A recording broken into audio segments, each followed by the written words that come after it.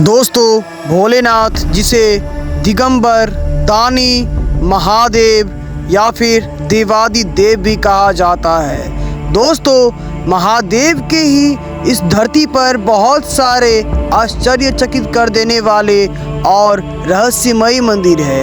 आज हम उन्हीं में से एक ऐसे रहस्यमय मंदिर के बारे में बात करने जा रहे हैं जो मंदिर खुद में ही बहुत सारे इतिहास और रहस्य को समेटे बैठे हैं। दोस्तों, रामायण काल के रावण का इतिहास इससे जोड़ा जाता है। दोस्तों, आखिर कौन सा ये मंदिर है, आइए हम आज इन्हीं के ऊपर चर्चा करने वाले हैं। दोस्तों, यह है बैद्यनाथ मंदिर, देवघर। बैद्यनाथ मंदिर भारत वर्ष के झारखंड राज्य के देवघर नामक स्थान में अवस्थित एक प्रसिद्ध मंदिर है। शिव का एक नाम बैद्यनाथ भी है, इस कारण लोग इसे बैद्यनाथ धाम भी कहते हैं। यह एक सिद्धि पीठ है, इस कारण इस लिंग को कामना लिंग भी कहा जाता है। देवघर में शिव का अत्यंत पवित्र और भव्य मंदिर स्थित है। हर वर्ष सावन के महीने में श्रावण मेला लगता है, जिसमें लाखों श्रद्धालु बोल बम का जयकारा लगाते हुए बाबा भोलेनाथ के दर्शन करने आते हैं। ये सभी श्रद्धालु अजगैबीनाथ मंदिर सुल्तानगंज से पवित्र गंगा का जल लेकर लगभग 100 किलोमीटर की अत्यंत कठिन पैदल यात्रा कर बाबा को जल चढ़ाते हैं। दोस्तों, मंदिर के समीप ही एक विशाल तालाब भी स्थित है। बाबा बैद्यनाथ का मुख्य मंदिर सबसे पुराना है, जिसके आसपास अनेक अन्य मंदिर भी बने हुए हैं। बाबा भोलेनाथ का मंदिर मां पार्वती जी के मंदिर से जुड़ा हुआ है। दोस्तों, बैद्यनाथ धाम की पवित्र यात्रा श्रावण मास जुलाई अगस्त में शुरू होती है। सबसे पहले तीर्थ यात्री अजगैबीनाथ सुल्तानगंज में एकत्र होते हैं, जहां वे अपने अपने पात्रों में पवित्र गंगाजल भरते हैं। इसके बाद वे गंगाजल को अपनी कांवर में रखकर बैद्यनाथ धाम और बासुकीनाथ की ओर बढ़ते हैं। पवित्र जल लेकर जाते समय इस बात का ध्यान रखा जाता है कि वह पात्र जिसमें जल है वह कहीं भी भूमि से ना सटे।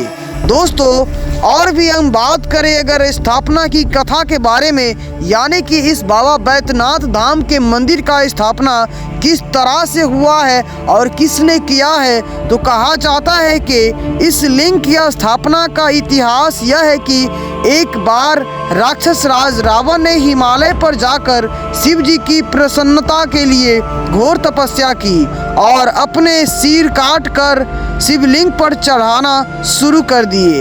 एक एक करके 9 सिर चढ़ाने के बाद 10वां सिर भी काटने को ही था कि शिव जी प्रसन्न होकर प्रकट हो गए। उन्होंने उसके 10 सिर ज्यों का त्यों कर दिए और उससे वरदान मांगने को कहा।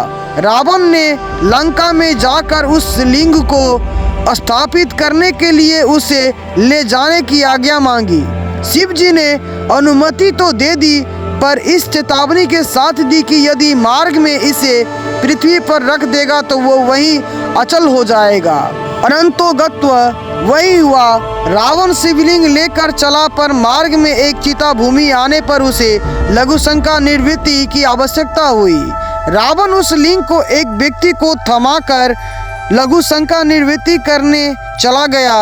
इधर उन व्यक्ति ने ज्योतिर्लिंग को बहुत अधिक भारी अनुभव कर भूमि पर रख दिया। फिर क्या था, लौटने पर रावण पूरी शक्ति लगाकर भी उसे न उखाड़ सका और निराश होकर मूर्ति पर अपना अंगूठा गड़ाकर लंका को चला गया। वो अंगूठा का निशान अब भी उस शिवलिंग पर दिखाई देता है। दोस्तों, इधर ब्रह्मा विष्णु आदि देवताओं ने आकर उस शिवलिंग की पूजा की। शिव जी का दर्शन होते ही सभी देवी देवताओं ने शिवलिंग की वहीं उसी स्थान पर प्रतिस्थापना कर दी और शिव स्तुति करते हुए वापस स्वर्ग को चले गए। जनश्रुति व लोक मान्यता के अनुसार यह बैद्यनाथ ज्योतिर्लिंग मनोवांछित फल देने वाला है। आप जो भी मन से मांगेंगे वो आपका पूरा हो जाएगा।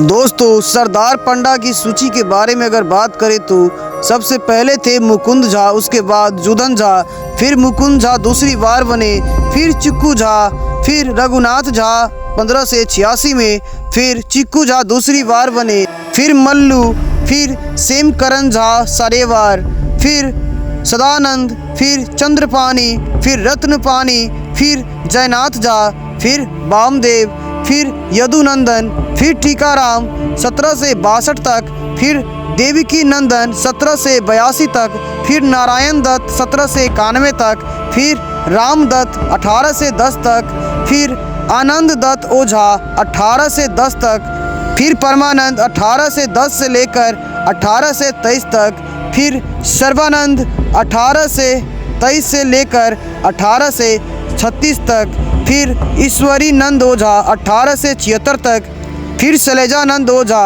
1906 तक, फिर उमेश नंद ओझा 1921 तक, फिर भवप्रीतानंद ओझा 1928 से लेकर 1970 तक, फिर अजीतानंद ओझा 6 जुलाई 2017 से 22 मई 2018 तक, फिर गुलाबनंद ओझा 22 मई 2018 से।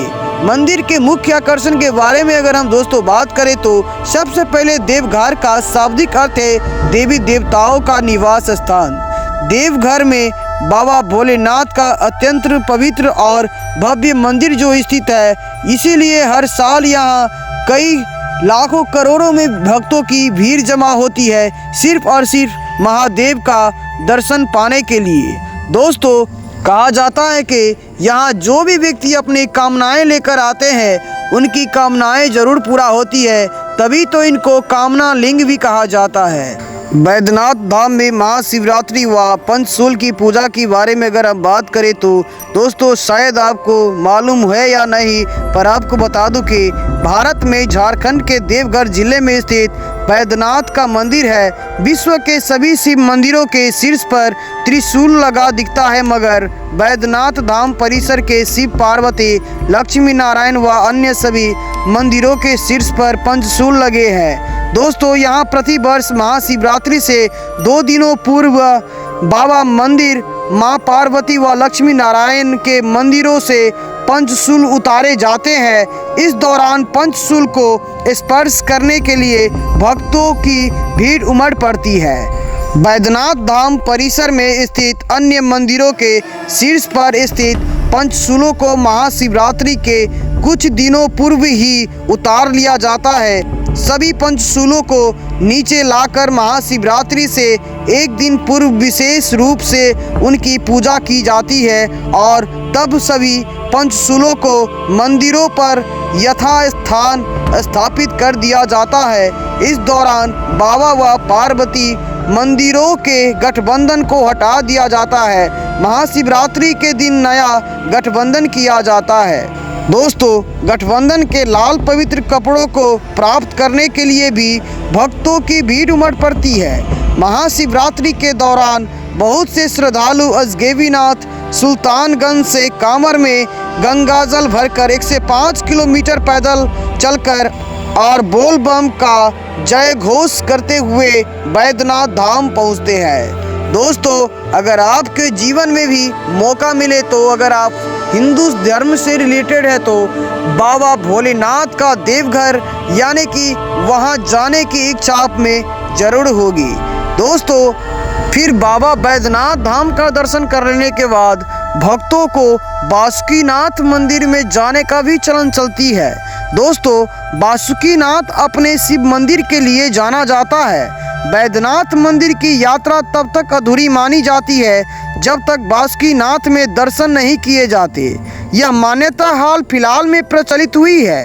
पहले ऐसे मान्यता का प्रचलन नहीं था, न ही पुराणों में ऐसा वर्णन है। यह मंदिर देवघर से 42 किलोमीटर दूर जरमुंडी गांव के पास स्थित है। यहाँ पर स्थानीय कला के विभिन्न रूपों को देखा जा सकता है। इसके इतिहास का संबंध नोनीहाट के घाटवाल से जोड़ा जाता है। बासुकीनाथ मंदिर परिसर में कई अन्य छोटे छोटे मंदिर भी है। दोस्तों, फिर है बैजू मंदिर। बाबा बैद्यनाथ मंदिर परिसर के पश्चिम में देवघर के मुख्य बाजार में 3 और मंदिर भी है। इन्हें बैजू मंदिर के नाम से जाना जाता है। इन मंदिरों का निर्माण बाबा बैद्यनाथ मंदिर के मुख्य पुजारी के वंशजों ने किसी जमाने में करवाया था। प्रत्येक मंदिर में भगवान शिवलिंग स्वरूप में स्थापित है।